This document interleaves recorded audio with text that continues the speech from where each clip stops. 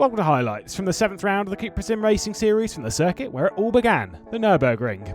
Kirill Antonov would have pole position and would seek his third race win of the season, just ahead of championship leader Florian Haase. Alessandro Ottaviani and Gianmarco Verducci, championship protagonists, in 5th and 6th.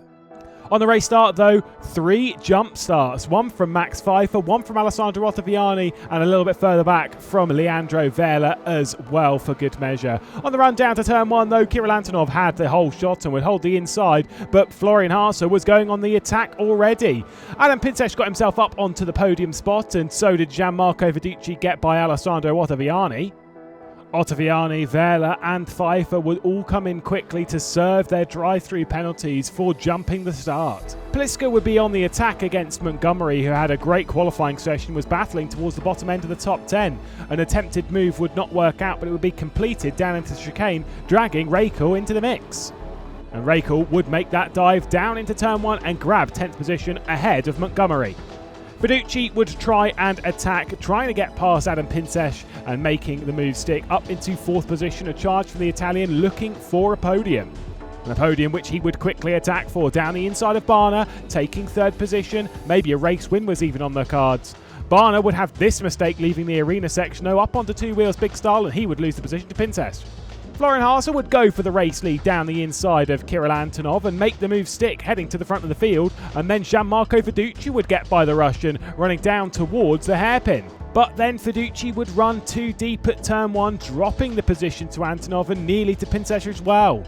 Antonov, a lap later, would go for the cutback, trying to get past Florian Haase, would continue to make contact into the second corner and then get past the German.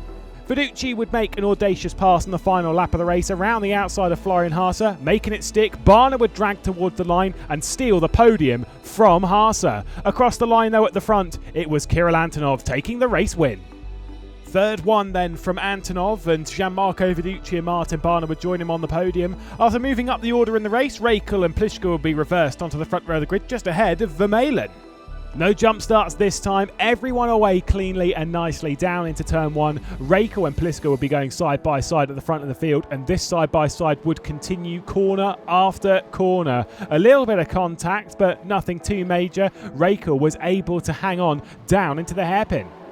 Vela would get involved in the mix by diving in a little bit too deep, making contact with Pliska, and then on board with Szoboszlai, who was up onto 2 wheels big style through the chicane and losing out an awful lot of positions. A bit of 3 wide as either way of Montgomery goes Florian Haase and Gianmarco Verducci. Verducci picking up the places. Martin Barna was on a charge in the early stages of the race as he would be marching his way up towards the podium positions, getting past Pavel Makonin. Next stop would be Axel Vermeulen.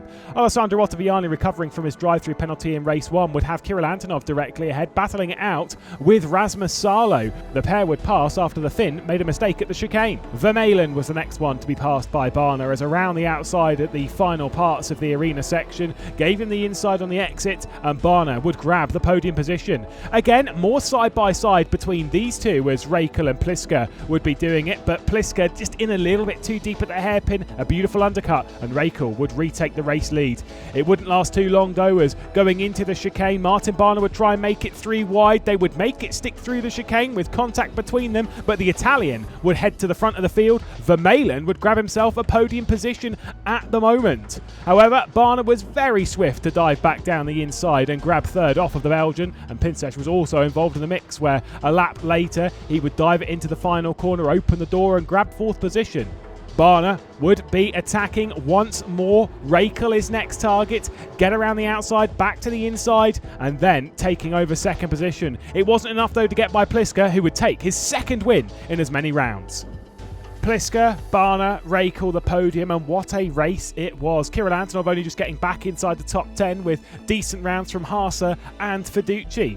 Next time we head to the legendary Temple of Speed at Monza on the 30th of September.